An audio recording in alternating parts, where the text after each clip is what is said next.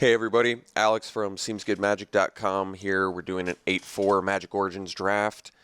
Opened Hixus. I don't think I've even played this card yet. I played against it a couple times. I think it's a great card, so definitely the pick here. I mean, even if it was a 5-mana 4/4 flash, that's pretty awesome, but certainly has more abilities than that. So we'll take Hixus. Other good cards in here. Shambling Ghouls are good. Lightning Javelin. Blazing Hellhound, although not a good first pick. And that's about it. So Hixus we'll take, see if we can't make it work. Well, that's nice. Pass to Topin Freeblade. Seems like a card to take directly after a Hixus since it's always playable. It's very strong. It's a good 2-drop. Other very good cards in here though. Cruel Revival. I like Jesse and Thief. I like the Flare. I like Orchard Spirit, Leaf Gilder. But we'll take Freeblade. I mean, I want to play Hixus, so one surefire way to work towards playing Hixus would be take a super playable white card second pick.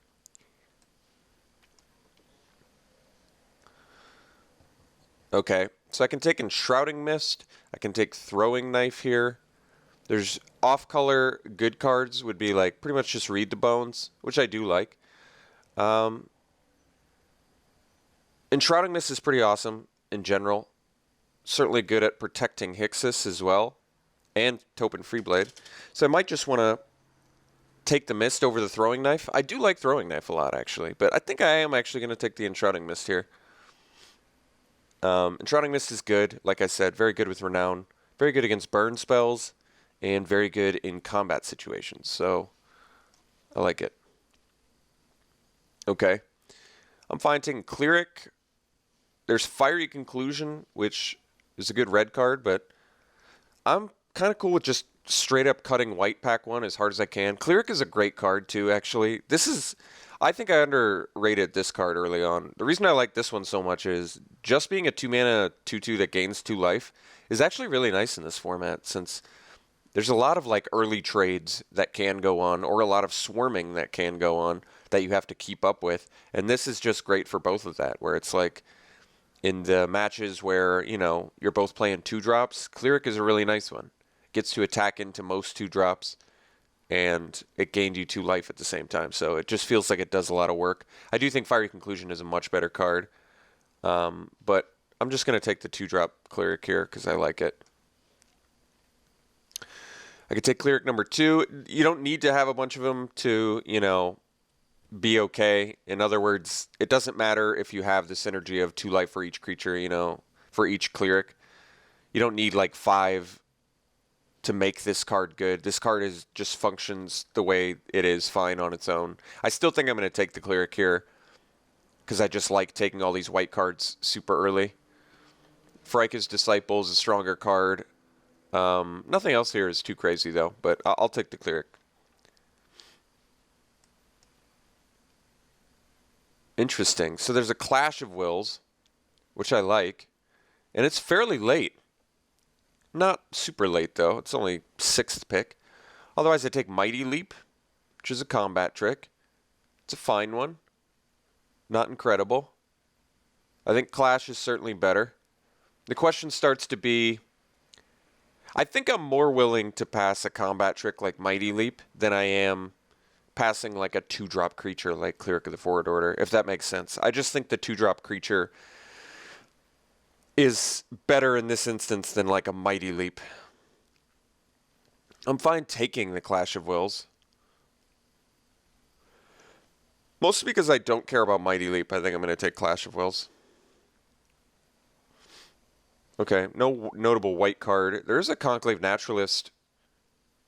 What is it, 7th pick? That's pretty remarkable. It could take the Water Courser to pair better with the Clash of Wills, but I'm kind of okay taking Naturalist here. This card is pretty awesome.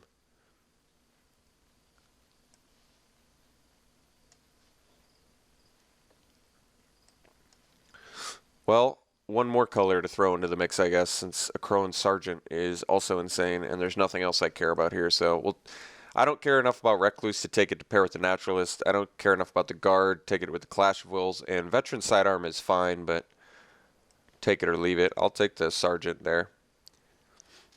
Still trying to establish second color. I think I've worked my way into white well enough, though. All right, Oromancer currently doesn't really do anything with the rest.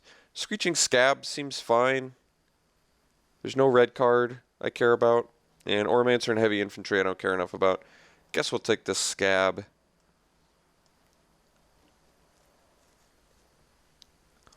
Still on a quest to find our second color.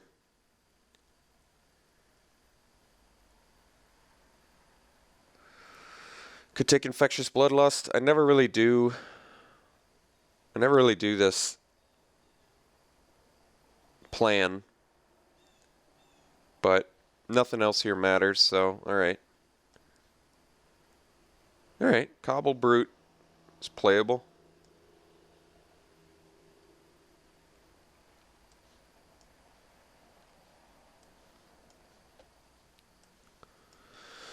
Alright. Mildly successful pack 1. Didn't really wheel any of the white cards. Not super surprised by that. Mostly because just white is a very popular color. So I still want to focus my attention on white if possible. I think I've dedicated enough picks to it out of pack 1. And the quality is probably enough where I probably just want to take it. Geez, Liliana. In the one color I'm not. She's still worth something though, right? She's worth close to 6 tickets, so I'm going to take her. That just pays for too much. Otherwise, maybe Knight of the Pilgrim's Road to just continue with the white path, but we'll take Liliana, whatever.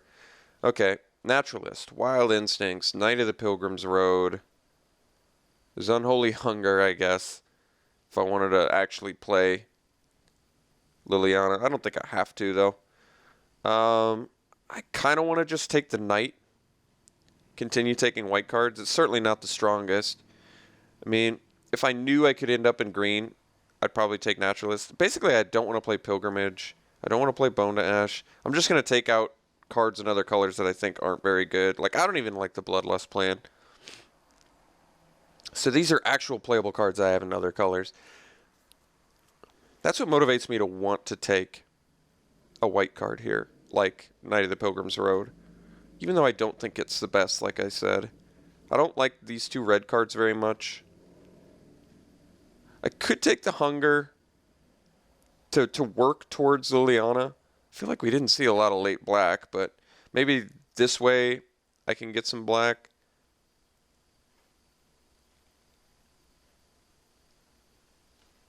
I'll take the Hunger. We'll try and make Liliana work. Is that out of the realm of possibility? Is she not good enough to try and make work? I think she's pretty good. Maybe she's not insane. I don't know. Unholy Hunger's pretty good. Okay, well, now there's a Sky Snare Spider in green. But we're going to take Suppression Bonds, actually. That's fine. Okay. At least we're getting a good white card here. I do think Sky Snare Spider is insane, but we're gonna take Suppression Bonds. Okay, I don't think Dark Petition's that good. Totem Guide Hartebeest finds Suppression Bonds. I'm kind of tempted to take that now. There's also Fetid Imp, but let's take a white card. Focus on white. Clean up on whatever else we can. All right, Anointer is awesome here. Easily taking that. Focus in on white. I like it. All right, I could take Read the Bones in black. Granted, I'm kind of just worming my way into it, but Liliana, she's okay. She's not that bad.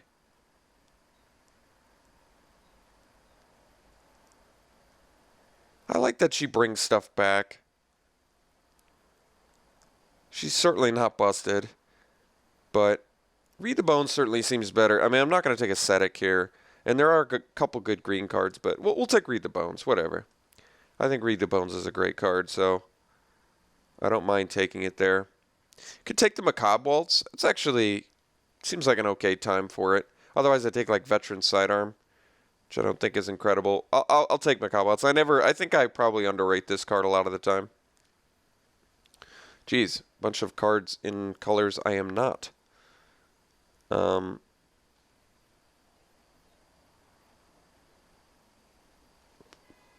Best card is maybe the Water Courser? No, probably Scab Goliath, I guess. Screeching Scab number 2, sure. Alright. All right. Well, like I said, we're kind of forcing we wanted to force our way into black this way, basically so I could make a Liliana and Unholy Hunger work, but I could take Blightcaster here. It's playable. Otherwise, I take Displacement Wave, which I only think is okay. Certainly don't. Well, it's kind of cool with Clerk of the Fort Order actually, but um, how good is Blightcaster? I admit it's not that good. We have suppression bonds right now. It's not really enough, but honestly, if you're black white, that is where Blightcaster is at home. So I guess I'll take it, even though we have hardly any synergies for it right now. It's late enough where I think I've got to force my way into black. I mean, I didn't have to force my way into black white before, but now that I have, I've basically just got to pull the trigger on it and make this a deck. I've actually got some work to do as well. I actually think Return Centaur is, believe it or not, okay in this deck with both Macabre Waltz and Liliana. I think Return Centaur is surprisingly okay. Although maybe that's a testament to how much I've forced my way into this archetype. I mean, we've got some blue cards, I admit, but I'm more excited by trying to make Liliana work than trying to make my blue cards work, if that makes sense. I certainly don't think Liliana's busted, though. Cleric number 3 seems fine. Yeah, it seems fine. No black cards I care about. No other white cards in here. And the most powerful card is probably Bounding Krasis and Skyraker Giant. So, alright.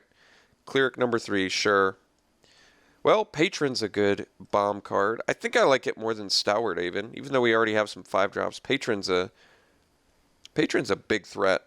I think Avon's good too, but I don't care as much about it. Let's take Patron. I think this card's very good. Like I said, even with 3 other 5-drops, I still think Patron's going to be good for us. Alright, Stalwart Avon here. Enshrouding Mist number 2. I think I want the Avon. What's our removal, though, right now? Enshrouding Mist. Suppression bonds on Holy Hunger. It's not much, admittedly, but I still think Avon is better, way better than Enshrouding Mist, so.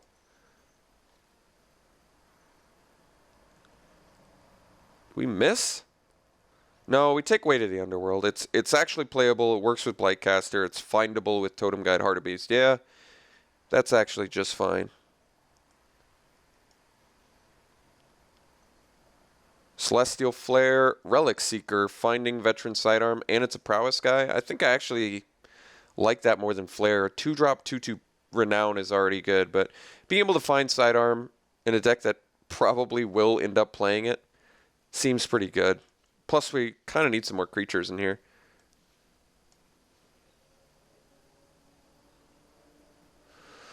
I could take the Scarring. It pairs kind of with Hartebeest and a lot with Blightcaster. Otherwise, I'm like hating a Citadel Castellan. I can't really afford to hate too well, though, is the problem.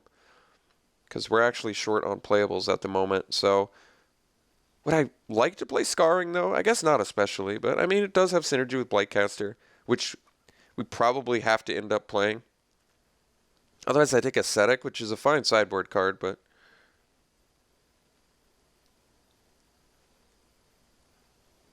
guess we take it. I don't love it.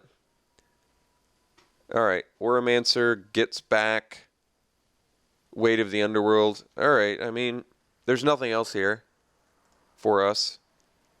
And like I said, we're still actually short on playables. So, alright, Enshrouding Mist number 2 is fine. This is our 23rd card. So we're going to have a deck. That's the good news. Bad news is, some stuff is a bit sketchy. All these Bounding Krasis table. Anybody who's blue-green is going to be happy. Am I going to play Brawler's Plate? No. Would I rather play it than Veteran Sidearm? Probably not. I think it's a little too clunky. I think Veteran Sidearm is just better for that. And I've already got the... I think that's probably better defined with Relic Seeker. Let's hate the Krasis. I think that's the only card out of here that I fear because it's good. Dark Dabbling, not going to play it.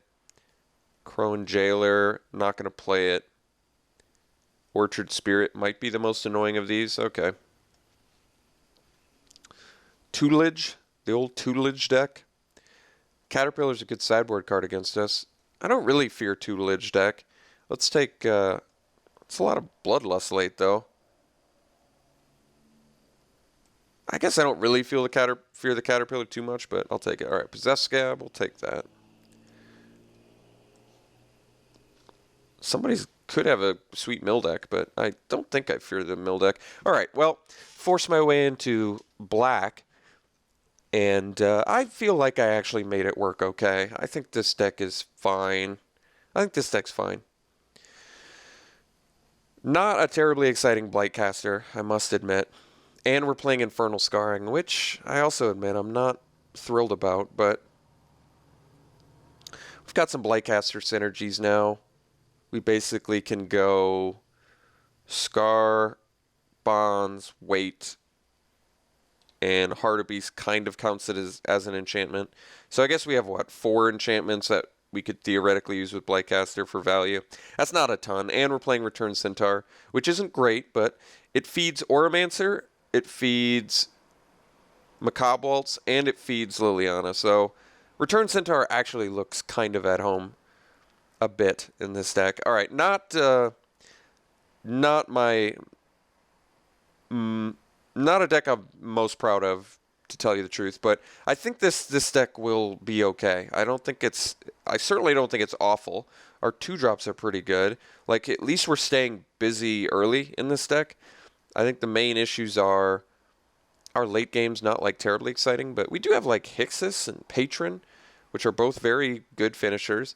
We're going to be a little bit finisher light, I guess, besides our early game. I just don't think this deck's like crazy good, but it's certainly, I would never say this deck's bad. I just don't think it's insane. I do wish it was a little bit better, and I possibly could have made it better if I'd played blue.